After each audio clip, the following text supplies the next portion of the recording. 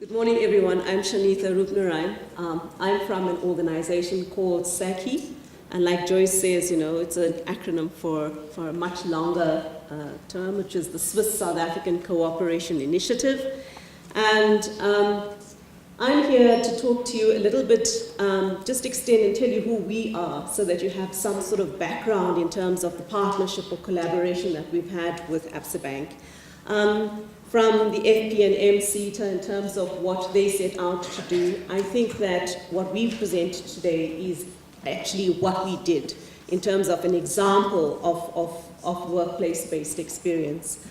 A lot of the cooperative education and WIL speaks to work experience that is post-qualification or post-theory, not post-qualification but post-theory. And what SSACI has been doing is that we've been trying to work with TVET colleges on course, what we would like to refer to as on-course experience. And I'll talk to you a little bit about what that is and how we tried to do this in what Joyce is talking about, the NATED programs, but this one is the NCV, the National Curriculum Vocational Program.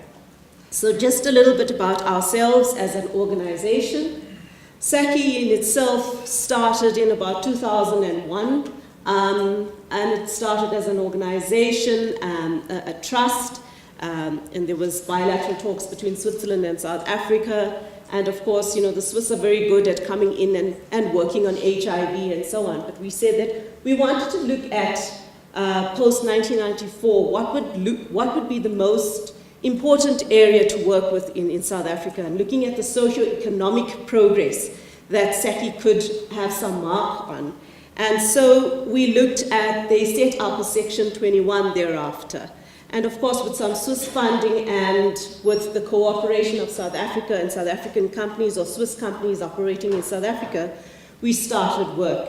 And the whole idea is to look at what best practice could we have brought from Switzerland into South Africa, looking at vocational education and training specifically. And as somebody said yesterday, Europe and Germany and Sweden and so on, when they speak of vocational education and training, they speak specifically about the occupational programs. It's an anomaly in South Africa that when we speak about vocational education, we speak separately of the NATED, which is occupational, and we speak separately of the NCV, which is vocational, an alternate to the academic matric from school. So in 2007, when that program was first put into the TVET colleges, one of the things at that point in time, which was a huge problem for TVET colleges, was that the sort of apprenticeship system that we were familiar with the technical colleges in the 1980s, was no longer the kind of format that was implemented in TVET colleges. In fact, with the whole idea of transformation of TVET colleges and access to education and training, the element of partners and business actually was left out so that more students could come in. So the idea of indentured learners or indentured apprentices into colleges seemed to have been forgotten. Even more difficult was the fact that there was this new program that was coming into TVET colleges, which had the NATED has 4 subjects, and this program now had 7 subjects. And wherein then was a place for work-integrated learning.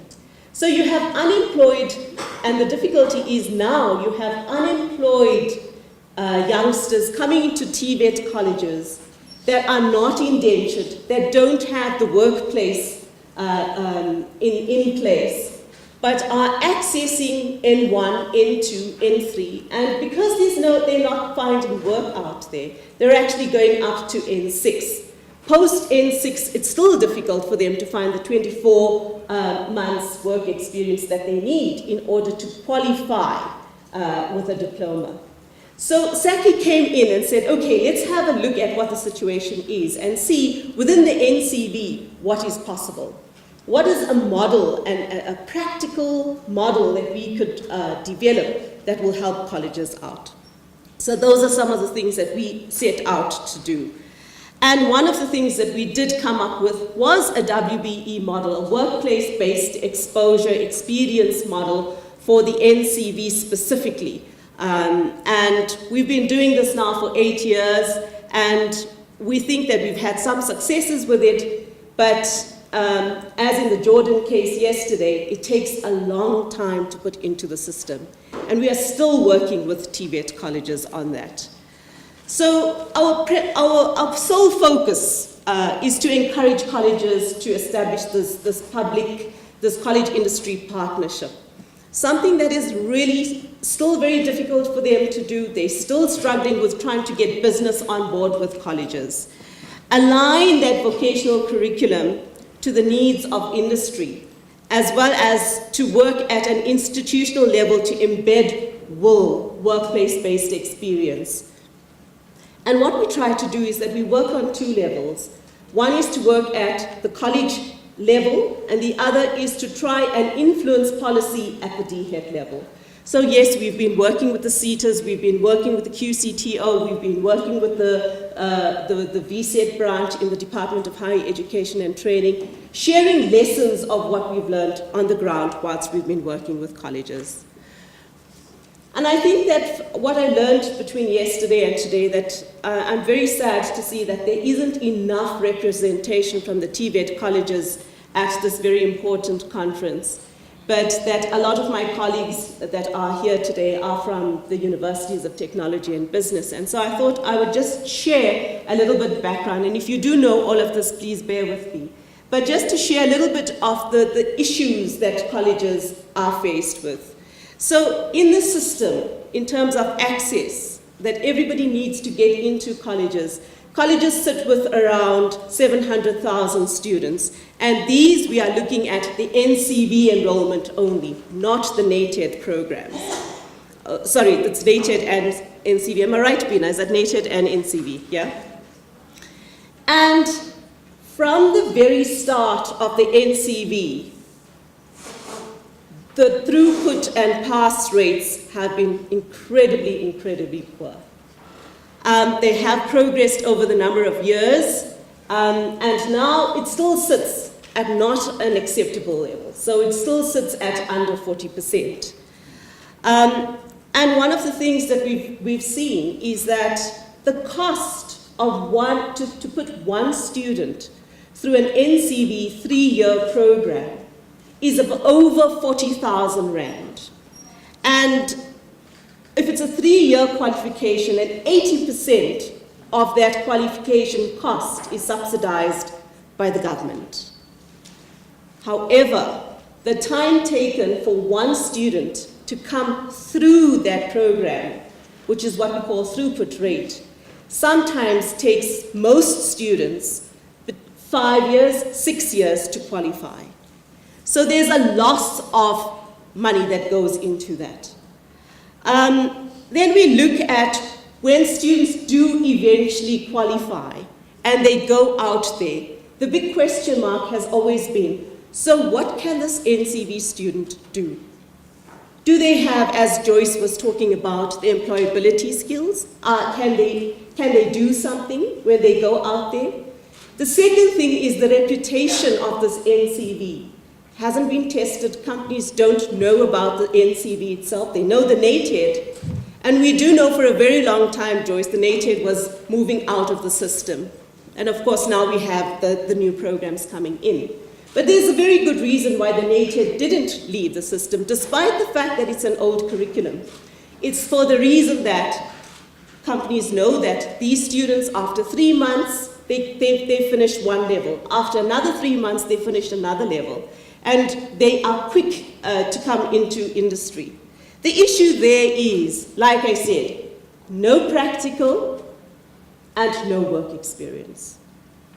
So we are training, TVET colleges are training young people for no work. And that's been a big issue. So we hope with the new qualifications that we can remediate some of those things. A lot of the students, in terms of access, are coming into the TVET colleges from a socially disadvantaged background. And some of the things that we look at, language issues, learning to learn, and never mind ethics and soft skills and those sorts of things, but actually transitioning into a TVET college. A lot of students are migrating from the northern provinces into what they would expect to get better education and training into the more industrialized colleges that are in the suburbs. So there's that aspect that they are sitting with.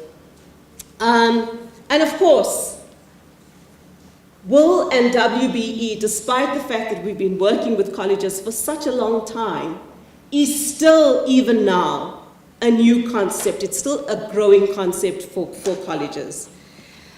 And the most important challenge for colleges is the fact that they are struggling. They really are struggling to establish partnerships with industry. A few colleges do it really well. They've gotten on board and they're doing this really well. But in the main, many colleges are struggling, trying to get their foot in the door with industry, just to listen to what their needs are. So you can understand the partnership and collaboration and the willingness from APSA. When I heard that APSA wanted to be involved with the colleges, I said, please, that's wonderful. We will help you in any way that we can, so that you can actually come on board, and that we would love you to stay and continue to help colleges.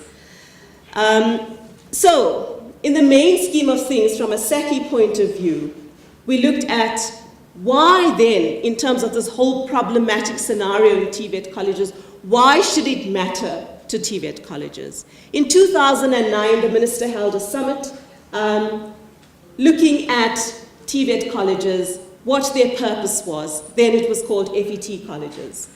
What do they do? Looking at the program mix of colleges and so on. And one of the purpose, I mean, it was a changing time for colleges, because one of the main things that came out of it, or it reinforced the idea, that TVET colleges are not just producing qualifications, not just producing people, but they are producing people for employability. That if lecturers thought that all they needed to do was come up and stand here and lecture to a student and they got 100% at the end of the year, it was all fine.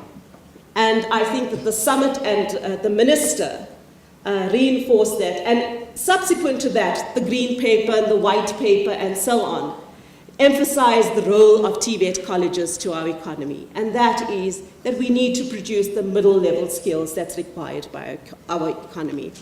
So, for our TVET colleges, what is the most important thing? It is not just having passed or gone through a minimum 3 years in a TVET college, but it is about that job. What is it that they need to do in order to acquire the job? So, if you look at the main of TVET colleges, you look at the fact that we're saying colleges have been in transition now for more than 20 years, yeah? They were technical colleges, they were FET colleges, they are now TVET colleges, and I hope that doesn't change, yeah? And they are everything to everybody. So to the seaters, please do learnerships for us. For the VSET branch and the vocational, you know, the NCV was meant to be a program that did two things. Penny Winterval thought we could get some artisans out of these NCV programs, and we said, no, you can't in the way it is at the moment. But two things were meant to happen, is that the young people from TVET colleges were meant to articulate to the UOTs. And I would like to challenge you today, and I'd like to ask those people sitting here, how many UOTs have registered NCV students? Okay. So that was the one thing. The second thing is employability. Yeah? Prepare students for employment. All right? So the thing is that over and above that, we've got in TVET colleges, there are no current professional qualifications for vocational lecturers. There isn't. Does any university offer a professional qualification for a vocational lecturer? There isn't. So we have underqualified lecturers. We have people from industry with no pedagogic background. We've got people that come up through the N system, the NATED system, that have not spent a day in the workplace, that are teaching our young graduates, that are teaching our young students. We have people from universities that are teaching our young students, and we have people from traditional schools that have come into the TVET colleges and teaching our young people. What is that product that we're going to get at the end of the day, I ask you? Some of the issues that we have to delve into. So, we say with better input, you're going to get better output. With better instructors, obviously you're going to get better pass rates. And with a curriculum that's relevant, that talks to the labor market. Because the labor market is the intended outcome, yeah? That is where the product is going to go to. So if we don't have labor market on board in terms of consultation and talking to the curricula, we are still going to be in silos, developing curricula that means nothing at the end of the day, yeah? So throughput rates, very worrying. Students themselves, and you saw students yesterday, and I have to say, I spoke to Shaquille earlier this morning, and I said, Shaquille, your UOT students spoke in a manner that was so articulate in terms of their own experiences in industry. And you see a level of growth in them. And I have to tell you that if you put TVET students that have done Absa Bank's 7-day program next to these students, you wouldn't say the difference. You couldn't tell the difference. Am I right, Peter? 100%. You couldn't tell the difference. Even the N students that have done 12 months work experience, I happened to be at a breakfast meeting last month at Ekurhuleni East. And I had tears, I was emotional about it because these young people, just the work experience has grown these young people, has changed their language, their demeanor, the way their stance. And it is exactly true that the learning spaces, we need to reconceptualize and rethink about learning spaces. This lecture hall, we need to break down the walls. We need to find new places to learn. So this is what we've been saying for a very long time. And yesterday a lady said, you know, qualification matters. Absolutely. I don't see her, ma'am, it was you. Qualification matters. Absolutely. And I want to challenge you that it is not an either-or. It is the continuum. You start in a place and you arrive somewhere. Why can't we in South Africa have a master's artisan? Why can't we in South Africa have a bookkeeping apprentice? Why can't we in South Africa have a doctorate as an apprentice? Start the apprenticeship route, but end up with your doctorate thesis. Perhaps that is possible, yeah? Can't we start in a TVET college and still get a degree somewhere else? Why are we still working in silos? I'm not quite sure about that. Are we saying to our NCV young people that there is no place for you? And one of the things I've said to Desiree and to Absa Bank, it's all very well that we provide this experience, but the crunch in terms of things are you employing our young people? If not, what are we doing wrong? And that is something that we need to talk to. So young people, to get a job these days, employers want people with degrees. There's no two ways about that, yeah?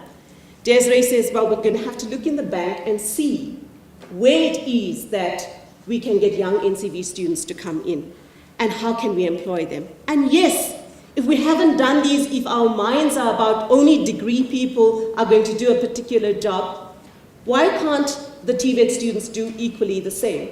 We've been having a problem trying to get finance students, and I think perhaps we beg the question, if employers and labor market do not want a TVET graduate to do finance, then we must scrap that. Don't offer it. In the same way, HR. Why are we doing HR? Do you want a chartered accountant to be a bookkeeper? You know, somebody with a BCom degree to be a bookkeeper? Or do you want somebody to have a bookkeeping qualification that can do a bookkeeper's job?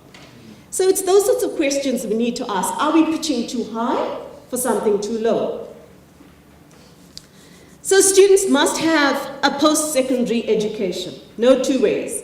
And I want to tell you all, the NCV is an alternate to grade 12 matric. It is vocationally oriented. So that means where universities are saying they don't have a grade 12, they do. They do have grade 12. Students then need to be able to do something. What is that applied skill that they have? What can they do when they get into a job? Yeah? That's what employers are looking for. Most importantly is workplace connections before they get that job. And our young people that come from rural backgrounds don't have those connections. It is up to our institutions to expose our young people and help and support them to develop those connections. And last but not least, and perhaps most importantly, is the behavioral, is the inclination, what we probably will call soft skills, the attitude, the behavior. We spoke about ethic and so on yesterday. Those are very important. So in our young people, in order to be employable, as Joyce was saying earlier on, these are the 4 areas that need to intersect so that when they do go into a job, they're ready, set to go. However, UOTs and TVET colleges cannot do it alone. We can't. So we do need workplaces, we do need employers to step up and to support. So it has to be a collaboration in terms of the way we prepare young people for work. What SSACI has done in our 8 years is that we've developed what we call, our model is the WIL cycle, the WBE cycle. Whether it's in an apprenticeship, a learnership, an internship, whatever it is that institutions offer, is that there needs to be this very project process of planning, preparation, placement, and post-placement. We know all the stakeholders that are involved. But one of the things that as SSACI we've learned, a big lesson, is that whilst we have been preparing, supporting, hand-holding TVET colleges, we've left behind employers. So even today, where we have evolved in our thinking a little bit, when you go back to employers and say, here are our students, please take them. What would you like me to do with your students? I don't know what they do, I don't know where they come from, and so on. Those are the questions. So one of the things we have learned is that there's still a hell of an amount of work to be done in terms of capacitating, training employers. And I think that there will be more of a willingness to take TVET students on when firstly they understand the curriculum, and secondly understand that these students are viable students, that they are viable, they are potential employees that you could use in your organization. All right, closing the gap there between work and learning, and what we have said, and Des has alluded to some of this, is that the partnership will deliver based on the fact that it is not just about WIL. We see WIL as, I think Kava was saying yesterday, it's not an event. It needs to become part of the system, the pedagogy, that the partnership needs to deliver in terms of on course. Whilst the students are at the institution, they need to go out for workplaces. From level 2, perhaps, yeah? Assessment is important, that this is just not an ad hoc, let's go out and come back in. How do we assess that what the students are doing in the workplace is valid work experience? And what SSACI is now doing, in the absence of professional qualifications, is that we are trying to help lecturers from TVET colleges to enhance their own knowledge, to perhaps enrich their own skills by they themselves spending time in the workplace. And we are developing with the ETDP-CETA, CSES is not here today, but with the ETDP-CETA, this is what we are developing.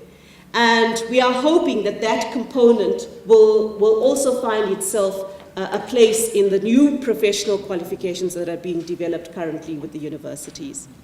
Okay, and last but not least,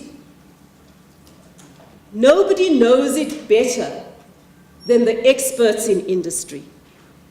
And as the colleague from the CETA was saying earlier on, to bring a fresh perspective in the classroom, we would love to have people from industry come into the classroom and talk to students.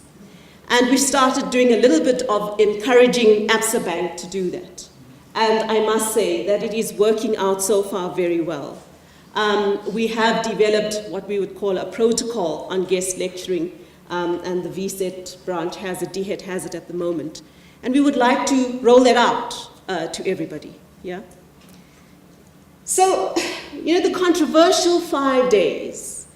Whenever SSACI says it's 5 days and people say, 5 days, let's dismiss it. There's nothing that can be achieved and accomplished. And I must say, I started off saying that's not true. Exposure is a stepping stone to work integrated learning. In terms of the TVET colleges, if we just have a look there, this is the sort of WIL programs, so to speak, and the time spent in an institution as compared to the time spent in the workplace. So on my extreme left, let's start there, and you progressively work yourself up to more time in the workplace. The on-course WBE is a taste of the workplace.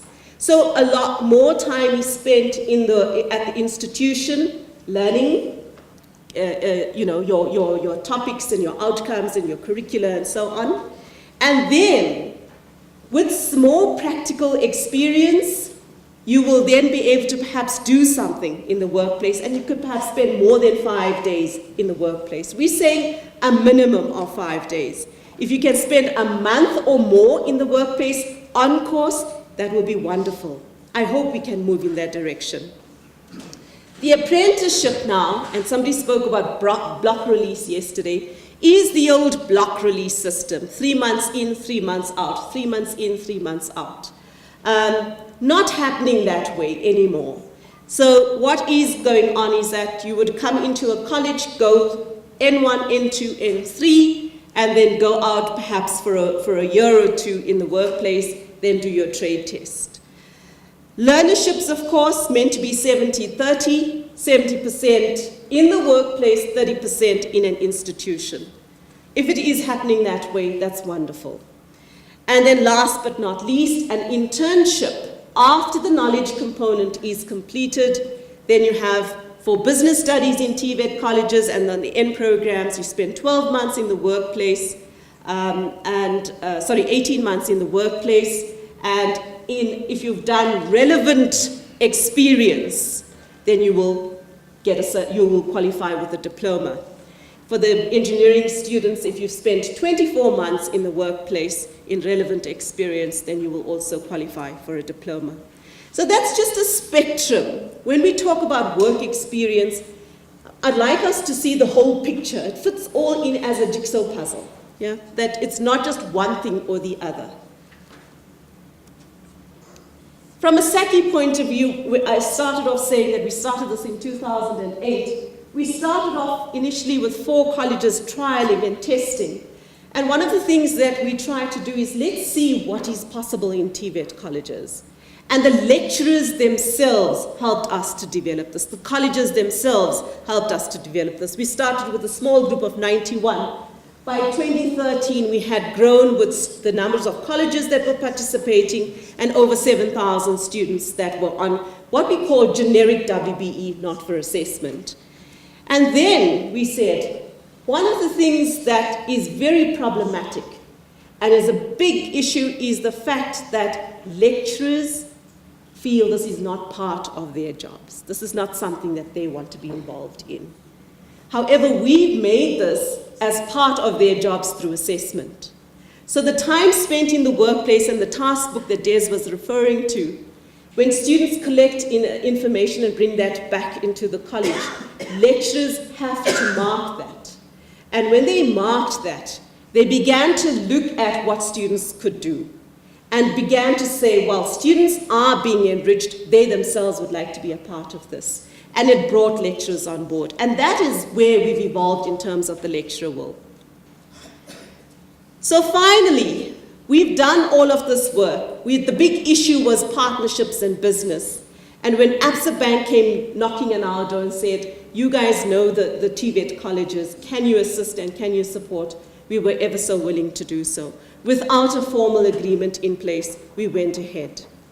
And, the final, sort of just winding down a little bit, I think that where Absa Bank was coming from their sort of CSI, shared growth strategy, and where SSACI was coming from in terms of we need to do more with industry, we had a common interest there.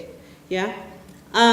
More so, Desiree was the champion from the Absa Bank side, and I was the champion from the SSACI side. And there was an active participation, so we met often. We basically mapped out how this would all work. So there was a lot of planning, a lot of meeting until we actually implemented it. From a student's point of view, the transformation was really incredible. From day one of the orientation, where students were all over the place and taking selfies and getting excited about all of this, to a very refined student by day 7 who stood up and spoke immaculately about what the experience was. That shift, that transformation was clear. Small time, but we hope that it is sustained when it goes back into the college, all right? But there was a language shift as well. Understanding the banking system a lot better. Understanding where they were and what they did. They were able to complete those activities that we had developed for them in their task books. And these students were smart in that where exposure was not given to them, they were able to ask questions. So if you know the banking system and you almost think, well, finance students and banking, both finance interests, students could get a sense of what that financial system looked like. As Des says, it's high risk. So students weren't actually exposed to the bigger financial system, but in terms of their need of looking at balance sheets and how to complete an income statement and so on, they've also had the chartered accountants come down, or the accountants come down and talk to them and help them to complete these things. One of the things that in the 7 days is a generic side, what we call the professional side, is to actually look at, within the banking system, what are the jobs and careers perhaps students could aspire to? What is there?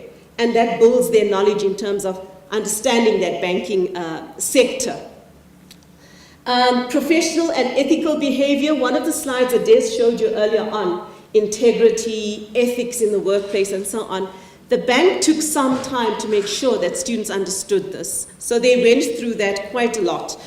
Students came out, and when they spoke about this, they were, it seemed to have gotten into them. This is how we should behave and how we should be when we work in a bank. And the last day, as Des was saying, is that the reflection, the talking about what we did, as the students did so yesterday, talking about whether it was relevant, it wasn't relevant, and what else they could do, also was indicative of the learning that took place. Mentors that assisted these students, they themselves. So one of the things that we did, both Des and I, recognized the need for mentors to be trained. So I trained the mentors on the first, a week prior to all of this taking place. And the mentors themselves found that they could supervise a lot better. Some of them had the concept of take a girl child to work, yeah? Bring them in, chaperone, take them around the departments, let them meet whomever, and that's what it would be.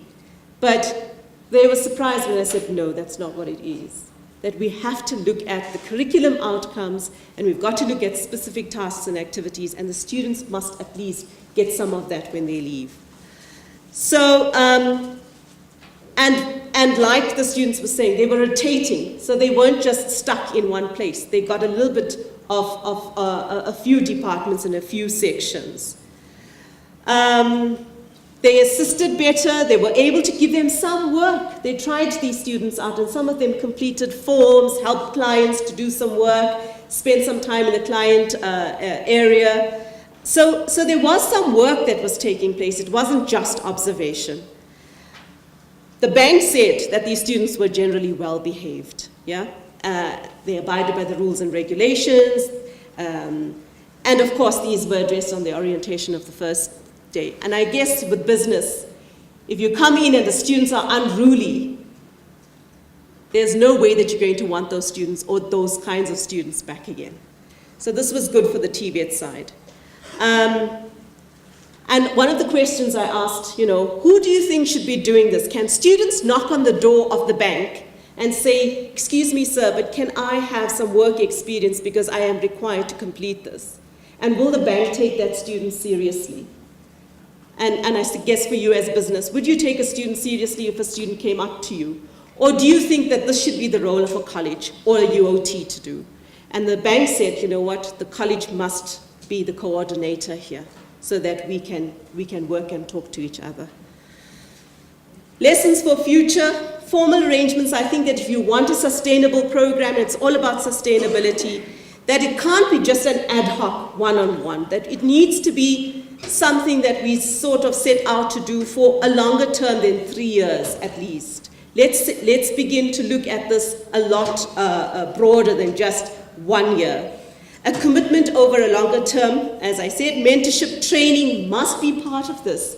That we go into this saying there's a briefing of the organization and the organization really needs to know who are these students that are coming to me, how many students are coming to me, and what am I required to be doing with these students. I think engaging with students on the value of the experience and establish if the experience was transformative. Was this worthwhile? Some students come back and say, this was the wrong company. Actually, I didn't get too much from this company. And I think we must listen to that. Ensure that the WBE is not compliance-driven. So one of the things that we are doing is also on another program in a similar way, working with one of the SETAs that are obviously funding it. And I'm so glad that the PFM&A SETA is not doing this, is that it's a compliance-driven thing. They're not interested in the value of it, they're just interested that the money has been spent. And I think that if people are not honest about what they do, then there is the loss of money that can take place. So we must ensure that there is value for everybody, all parties concerned, business, the student themselves, and the college. And I think that we need to evolve that relationship beyond WBE, that the TVET colleges really need to take this to the next level. Right, in conclusion, I want to say that it has been really a successful, it's not a partnership, but a collaboration, a relationship between SSACI and Absa Bank, and we'd like to take this further with them. Of the 200 students, both between Gauteng and Northwest, Absa Bank was able to take on 181 students that completed this in the July holidays, and I see Desiree did say that she's going into the other provinces as well. And Absa Bank is now wanting to host a conference, and they want to find out from TVET colleges, what else can we do for you? I think that one of the things it's very easy to do is to throw money at something and expect that, well, it would add value. But I am very happy to hear that Absa Bank is exemplifying a company that is saying that we are willing to do more.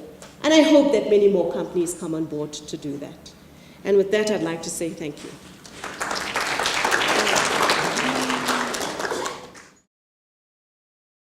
The University of Johannesburg. Rethink, reinvent.